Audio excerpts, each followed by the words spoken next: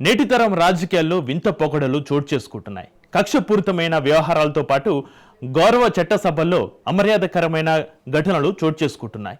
ముఖ్యమంత్రులు, మంత్రులు, మాజీ సీఎంలకు సంబంధించిన పిలుపుల్లో తెగ వ్యత్యాసాలు కనిపిస్తున్నాయి. రాజకీయ విమర్శలు ఎన్ని చేసుకున్నా చట్టసభల్లో నేతలకు గౌరవం ఇవ్వాల్సిందే. అది రాజ్యాంగం అందించిన సర్వసత్తాక నిర్మాణం. ప్రజాస్వామ్యయుతంగా ప్రవర్తించాల్సిన నేతలు చట్టసభల్లో లౌక్యాన్ని విస్మరిస్తున్నారు, ఇష్టానుసారంగా వ్యవహరిస్తున్నారు. అగౌరవ పిలుపుల ప్రస్తావన తెచ్చి విలువైన సభా సమయాన్ని వృధా చేస్తున్నారు. ఇటీవల శాసనసభలోనే కాదు, పెద్దల సభగా వ్యవహరించబడే మండలిలోనూ ఇదే రకమైన రచ్చరేగింది. దీనికి రాజకీయ భవిష్యత్తు ఎంతో ఉన్న ఓ యువ సభ్యుడు ఆజ్యం పోయడం వివాదాస్పదమైంది. ఇంతకీ ఆ మండలి సభ్యుడు ఎవరు, ఎక్కడి నుంచి వచ్చారు?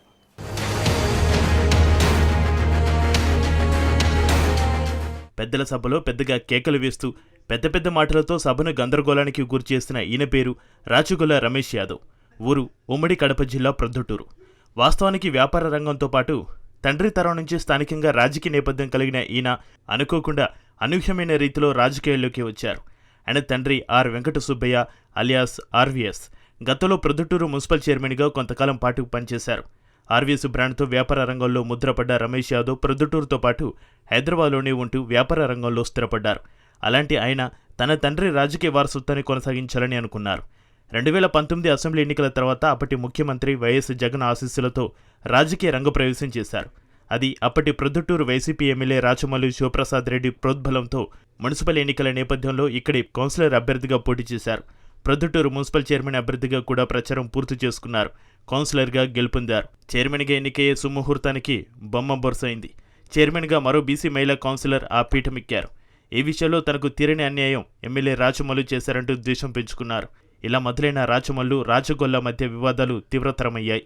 ఒక రకంగా చెప్పాలంటే మున్సిపల్ కౌన్సిల్ సమావేశాలకు సైతం దూరమై తనకున్న రాజకీయ పలుకుబడితో వ్యూహం పన్నారు, సక్సెస్ అయ్యారు. శాసనమండలి సభ్యుడిగా ప్రొద్దుటూరుకి ఎంట్రీ ఇచ్చారు.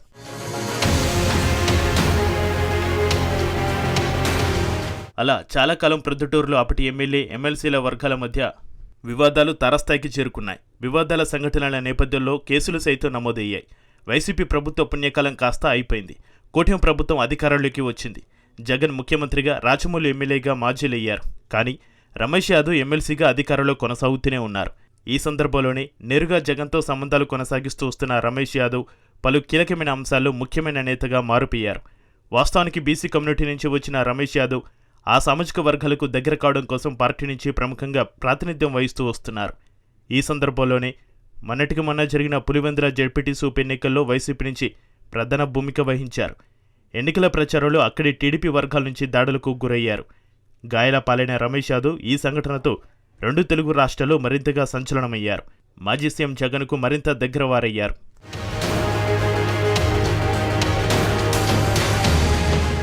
పదకొండు సీట్లకే పరిమితమే అసెంబ్లీకి రాకుండా ఉంటున్న వైసీపీ సభ్యులు మెజార్టీ సభ్యులన్న శాసన మండలిలో తన వాణిని వినిపించే ప్రయత్నానికి శ్రీకారం చుట్టారు. ఈ నేపథ్యంలోనే పెద్దల సభలో పెద్ద రచ్చ సాగుతోంది. మరీ ముఖ్యంగా ఎమ్మెల్సీ రమేష్ యాదవ్ తీవ్రమైన అలజడికి కేంద్ర బిందువు అయ్యారు. ఒకానొక సందర్భంలో మాజీ ముఖ్యమంత్రి జగన్ను పులివెందుల ఎమ్మెల్యే అని సంబోధించిన క్రమం దుమారాన్ని రేపింది. అసెంబ్లీలో ప్రతిపక్ష హోదా కోసం హైకోర్టు మెట్లెక్కిన వైసీపీ పోరాటం ఇంకా ఒక కొలిక్కి రాకనే ఈ వివాదం శాసన మండలిని తాకింది. ఒకరికొకరు గౌరవం ఇచ్చి పుచ్చుకునే ధోరణి విస్మరించి సభా మర్యాదలకు కలంకం తెస్తున్న పరిస్థితి ప్రజాస్వామ్యవాదులు ముక్కున వేలేసుకోవడమే కాదు, అంబేద్కర్ రాసిన రాజ్యాంగానికి గొడ్డలు పెట్టుగా ఈ వ్యవహారం మారిందని భావించవచ్చు. ఎమ్మెల్సీ రమేష్ యాదవ్ ఒకానొక అంశంపై ప్రస్తావిస్తూ కుప్పం ఎమ్మెల్యే చంద్రబాబు అంటూ రాష్ట్రానికి ముఖ్యమంత్రిగా వేరుస్తున్న నేతపై వ్యాఖ్యలు చేశారు. అవి అనుచిత వ్యాఖ్యలేనంటూ సభలో గందరగోళం నెలకొంది. అటు టీడీపీ, వైసీపీ సభ్యుల మధ్య తీవ్ర వాగ్వివాదం చోటు చేసుకుంది. ఈ రకమైన వ్యవహారం హౌస్ లోపల బయట అగ్గిరాజేస్తుంది. మాజీ ముఖ్యమంత్రి జగన్ను పులివెందుల ఎమ్మెల్యే అంటే మీ ముఖ్యమంత్రి చంద్రబాబును కుప్పం ఎమ్మెల్యే అని ఎందుకు అనకూడదంటూ ఒకరిపై ఒకరు కేకలేసుకున్నారు, రచ్చరచ్చ చేశారు. ఇలా విలువైన సభా సమయం కేవలం గౌరవప్రదమైన పిలుపులతో కాకుండా అమర్యాదకరమైన మాటలతో నేతల అత్యుత్సాహం బలప్రదర్శనగా మారిపోయింది. ఇలా రమేష్ యాదవ్ మళ్లీ వార్తలోకి ఎక్కారు. మండలిలో వివాదానికి కేంద్ర బిందువయ్యారు.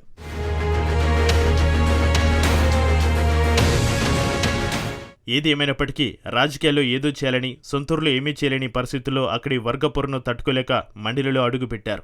ఇన్నాళ్ళు ఊరుకొండిపోయిన రమేష్ యాదవ్ ఇప్పుడు రచ్చరేపుతున్నారు. ఎందుకు కారణాలు ఏవైనా కావచ్చు. నేటి కక్షపూరితమైన రాజకీయాలను సైతం దృష్టిలో పెట్టుకుని వ్యవహరిస్తే తనదైన రాజకీయ భవిష్యత్తుకు బాగుంటుందని ఆయన శ్రేయోభిలాషుల కోరిక.